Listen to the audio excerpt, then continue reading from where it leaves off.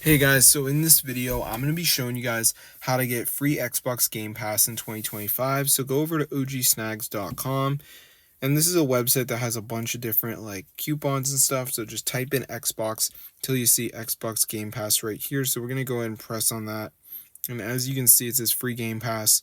So they're going to give you a coupon for it. So just go ahead and press show coupon code, and it's going to say checking amount of coupons left.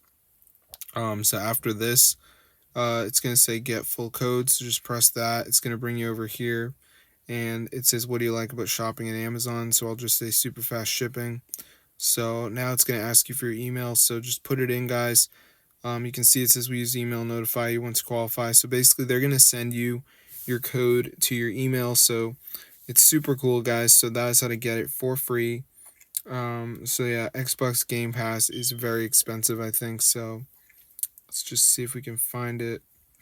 Let's do Xbox Game Pass. Oh my gosh. Pass price. So it's going to be around $11.99 a month, it looks like, which is way too much. So if you want to get it for free, guys, just go onto ogsnags.com and you can literally get it for free. So that's the website, guys. OG Snags is the site. So once you're there, guys, just press Xbox Game Pass.